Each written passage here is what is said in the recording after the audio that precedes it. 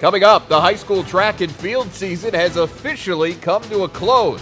Alex Hyder will help us break down what was an exciting couple of days in the Black Hills. Which Dakota will reign supreme? We'll announce the winner of our first ever Varsity Sports Interstate medley. The champions have been crowned in North Dakota high school baseball. We've got the highlights from Fargo and Mandan. It's all just ahead on the season finale of Varsity Sports. And hello and welcome to Varsity Sports alongside Jason Andera. I am Jay Elson. Well, from typical team performances to record-breaking runs by some of the state's top individuals, South Dakota State Track and Field Meet certainly gave fans in the Black Hills plenty to cheer about over the weekend. Yeah, Alex Heinert spent his weekend running between Spearfish, Sturgis, and Rapid City to cover it all for Varsity Sports, and he joins us now with a very comprehensive recap. Thanks, guys. Well, once every 3 years, the State Track and Field Championships shift from their usual confines of Howard Wood Field in Sioux Falls to what some might call their spiritual home in the western part of the state. Despite pretty awful weather for anything outdoors over parts of the weekend, the two-day meet in the hills was still one to savor, as an incredible 17 records were broken across the three classes. Time now to take you through it all, beginning with the AA boys. Day one for the AA's in Sturgis, and let's start in the field. At the triple jump, Rapid City Central's Joshua Dotson sets a new all-class state meet record with this launch of 47 feet 3 inches. The old record holder, how about Chad Greenway? Yes, that Chad Greenway. Good company to surpass for the Cobbler Senior. Speaking of all-time greats in South Dakota, cue up Caleb Rupert Ellis of Brookings. He'd clear 14.3 here to win the state title and then get 3 shots at 16.2. That's 2 inches better than his PR of 16 even and 1 inch better than the state record. He would not clear it, but he'll have a gold medal and a Varsity Sports Platinum Award to tide him over. To the track where more meet records were in serious danger, beginning with Will Lauer's pursuit of history in the 3,200 meters. The Lincoln Senior would run an 8:58.49, nearly 2 seconds under the old meet record mark to capture his first individual state championship. This coming into it, just kind of knowing it was my last race with these guys, maybe really want to get out there and go after it and just kind of try to do something special. Special would work to describe Sturgis's Jacob Simmons as well, as the senior would set a new state meet record in the 800 with a 1:52.38 clocking on his home track en route to his second consecutive half-mile title. Simmons would win the 1,600 meters as well and would anchor the Scoopers' winning medley relay team, earning him track MVP honors for the AA boys for the second year running. It's incredible. One of the happiest moments of my life right now. I'm just so grateful to be able to do this on my home track and finish out my senior track season like this. To the sprints, where Spearfish's Damian Hall was dominant again, just as he was at Howard Wood a month ago. The Spartan Senior would do the sprint double over a top field, including a record-setting 21.77 second effort in the 200.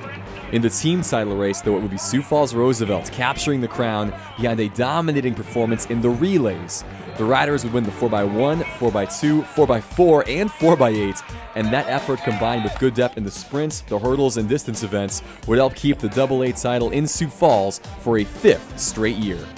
AA girls now, what a great meet for Yankton sophomore Emma Stewart. The Gazelle jumper would win the long jump and place second in the triple to earn the meet's field MVP award for AA.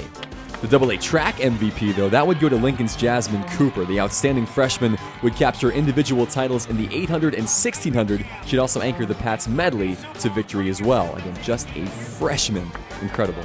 In the sprints, the Rapid City crowd treated to a 1-2 finish from a pair of their own. Elena Clapridge and Hannah Young would finish within a 100th of a second of each other, a 1-2 finish for Central. Clapridge would also anchor the Cobblers' winning 4x1 team as well, capping off a great career for the senior.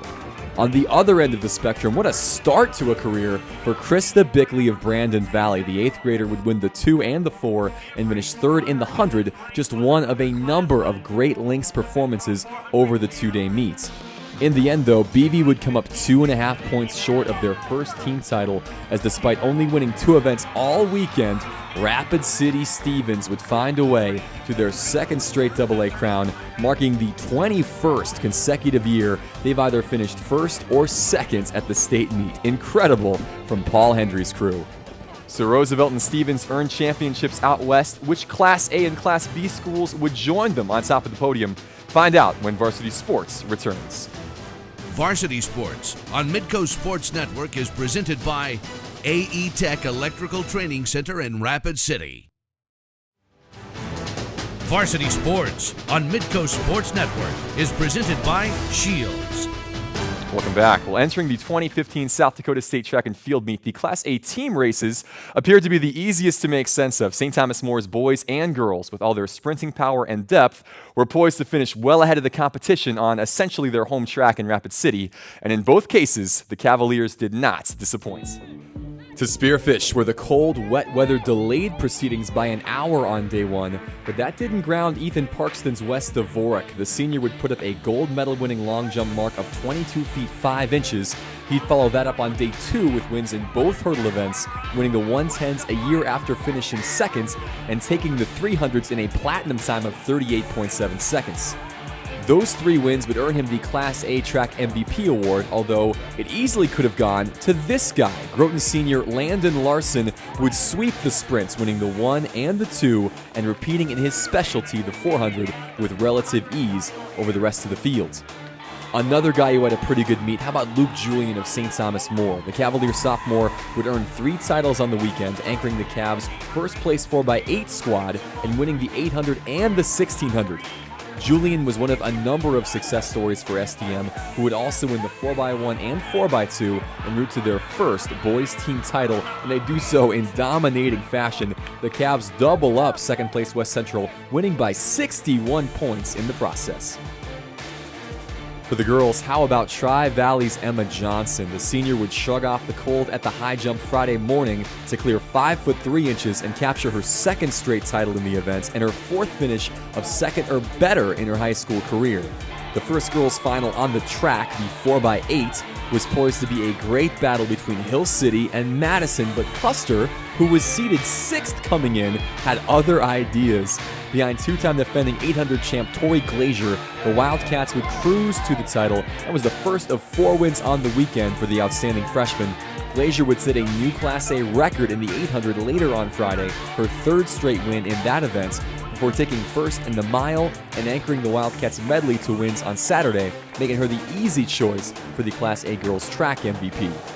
The most valuable team in Class A, well, just like the boys, this race belonged to St. Thomas More. The Cavaliers would get individual wins from Delaney Carlson in the 200, Shannon Duffy in the 100-meter hurdles, plus relay wins in the 4x1 and 4x2 to cruise to the title, their second championship in 3 years. The team races in Class B might not have come down to the wire, but South Dakota's smallest class did feature some of the biggest individual performances all weekends. All the highlights are coming up next after the break. Varsity Sports on Midco Sports Network is presented by AE Tech Electrical Training Center in Rapid City. Varsity Sports on Midco Sports Network is presented by Shields. Welcome back. Well, even though Class A and Class AA typically get the most press in South Dakota, Class B in recent years has stolen some of the headlines thanks to a number of outstanding individual performers and record-breaking team dominance. Thanks to the likes of Freeman's Brennan Schmidt and the incredible girls from Ipswich, that narrative did not change in 2015.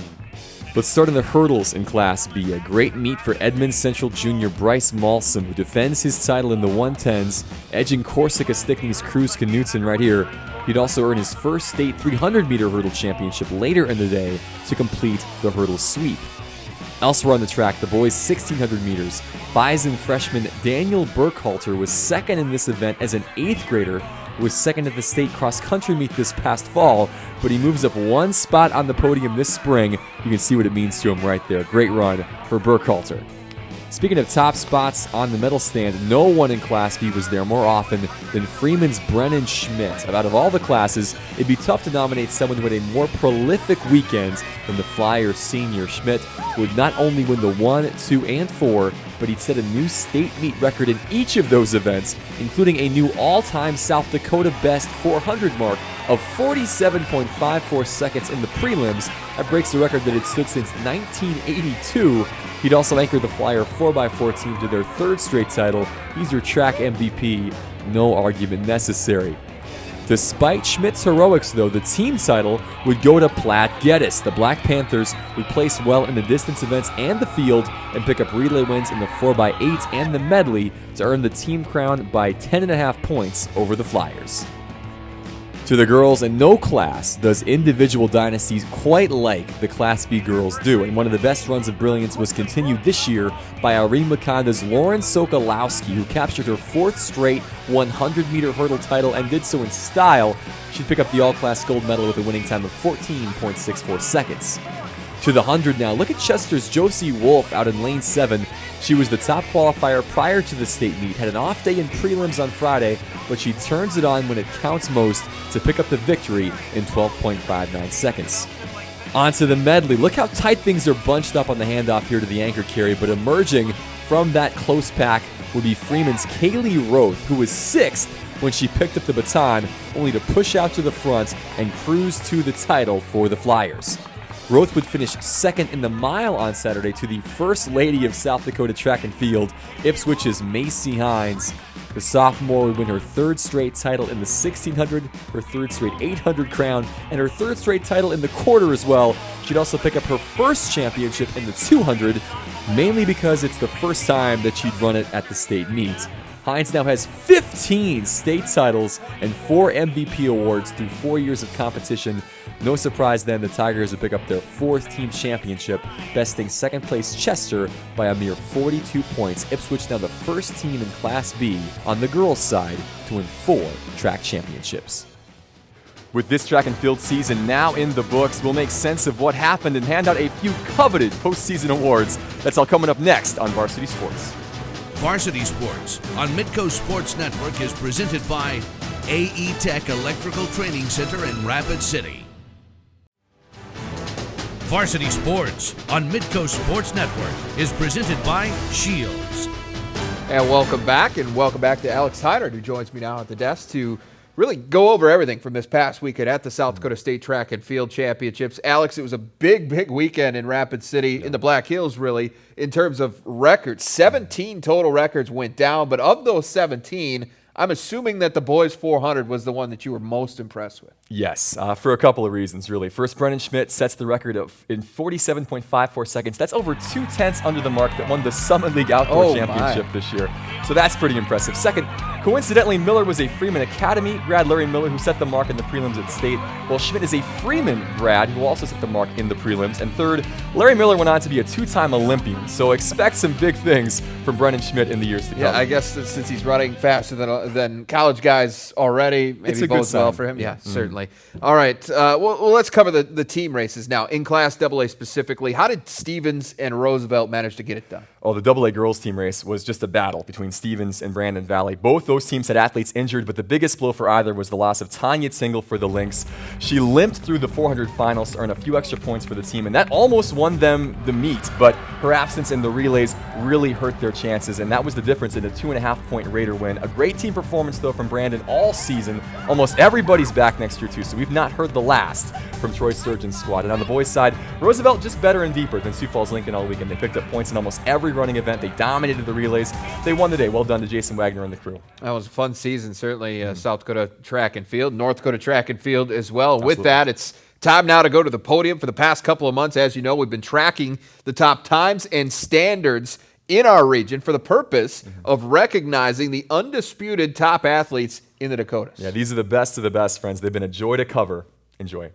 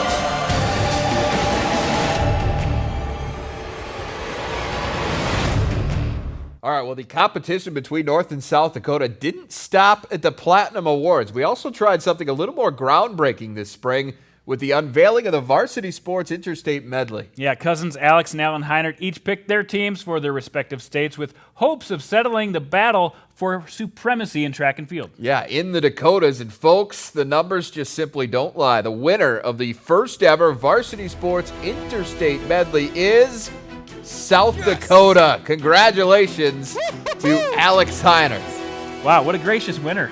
Yeah, he's classy. All the way to the end. All the way. He's so happy. Hey, congratulations, though, to South Dakota. They did a wonderful job. Almost every leg, they took care of business. The boys got an almost 6-second win. The girls, the difference was that 800 leg again, just like the boys. Jasmine Cooper ran a nice 800 time, and that really ended up being the difference. And keep in mind, folks, just a lighthearted competition here. Fun to put the two states side by side and compare them. We don't get a chance to do that all that often, but we certainly don't want to cheapen the accomplishments of any of these young men and women. They all deserve the spotlight that they have earned. So congratulations all around, but in this particular competition, South Dakota gets the nod. All right, well, there are two new champions in North Dakota high school baseball. We'll have highlights from Fargo and Mandan when we come back. Varsity Sports on Midco Sports Network is presented by AE Tech Electrical Training Center in Rapid City. Varsity Sports on Midco Sports Network is presented by Shields. West Fargo spent a majority of the season as the #1 team in North Dakota high school baseball, but the Packers stumbled a bit down the stretch, leaving us without a clear-cut favorite entering last week's North Dakota Class A baseball tournament in Fargo. Well, you see how the teams got there. These semifinals were packed with good teams. 3 from the East, 1 from the West. Davies, no problem making it into the finals, while Mandan decided to pitch their ace in the semis. Parker Harm, who shut down West Fargo, allowed just 1 run. He got that 1-run victory to make the finals against Davies. All right, let's take a look at those highlights now. To Newman Outdoor Field we go. Davies, Mandan squaring off with the Class A title on Saturday night. Braves get on the board in the second. Jaden Andreessen smacks a single to center. Ty Leingang scores, and it's 1-0 Mandan. Braves add to their lead in the third. Jaden Andreessen strikes out, but the ball gets away. That allows Parker Harm to score, and it's 3-zip Braves. Yeah, the Braves got off to a great start, but Davies, we know the bats can do it, and they got it started right here. Here come the Eagles in the fourth. Caden Steiner with a base knock to left. That plates Aiden Hartness. Davies is on the board, but they didn't stop there. It's 3-2 when Nathan Damaris pokes a bases-loaded single to left. That plates Steiner and David Meloff, giving Davies a 4-3 lead. Big 2-ribby, excuse me swing, but it works. Mandan would enter the home half of the fourth. Harm singles up the middle. Jared Zittelman comes in to score. Jeremy Fries wants to score as well, but Brett Coppinger guns him down at the plate, and we stay tied at 4. Tons of action at home plate throughout this game. A very exciting high school ball game. Not tied for long, though. Next batter pitch gets by Hartness. Bryce Andreessen scores, and the Braves are back on top 5-4. They'd add some insurance in the sixth. Garrett Murphy rips one back up the middle. Bryce Andreessen scores. Harm slide in safely as well. Yeah, 7-4 Hartness Mandan. blocks the plate there, but he does get his leg underneath that. He is safe on that one. Davies didn't like it, but it stands. 8-4 Braves in the seventh. Last chance for Davies, but Jared Walters strikes out Carter Sandin to end the game. Mandan wins 8-4 to claim its first state title since 2010. You know, we talked a little slow start for Mandan this year, but the pitching depth is what carried them. The one team that made it out of the West takes home the title. Let's hear from the Braves. I don't know if words can describe it. I mean, it's the best feeling ever. I mean, we've been waiting since we were little kids. We've been trying to get to this point, and we finally got here, and I think we just beat one of the better teams in the state, so it's always a good feeling. Undescribable feeling, you know, senior year, last game played. Wouldn't have wanted to done it with any other guys than these guys. You know, we've been a team the whole year. We've stuck together. We've battled through adversity, the ups and downs, and, you know, we pulled it out in the end here and just played a strong 2 tournaments, and, you know, that's what we were looking for. I'm just so tickled for these boys. They've worked their tails off. All the years they've been playing baseball, and this year they worked very hard to get where they're at, and so it's just exciting for these young men. All right, congrats to the Braves on that State A title. But speaking of Mandan, Jason, that was actually the site of the Class B tournament. And talk about wide open. This thing turned out to be totally unpredictable. Yeah, they had the top 4 seeds, and you just had that feeling it wasn't going to be the top 4 seeds that made the semifinal. Grafton, however, had the best season to that point. was eliminated by Carrington on the way, and then Mayport CG doing their job in the semifinals against Velvet Drake with a 6-4 win. All right, let's go to those highlights now. Mayport, CG, and Carrington each looking for their first state title. Pick it up in the first, 1-0 Patriots. Easton Paper pops it to shallow left center, and that's going to drop in. Braxton Hewitt motors around third. He comes in to score, and we are all tied up at 1 apiece. Same score in the second. Cardinals threatening here, but take a look at the catch by Alec Chandler. Just leans in and gets it. That gets the Patriots out of the inning with no damage done. Obviously significant. Still 1-1 in the fifth.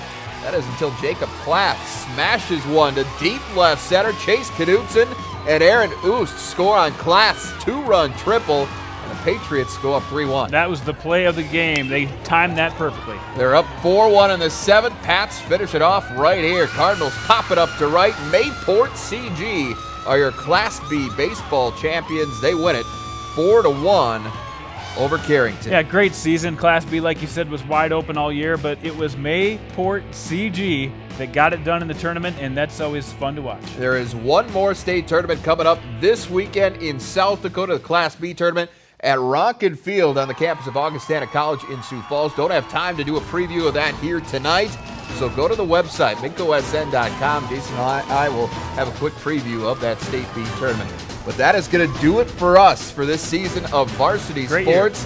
For Alex Heiner, Jason Andera, I am Jay Elson. Thanks so much for watching. We'll see you back here in the fall.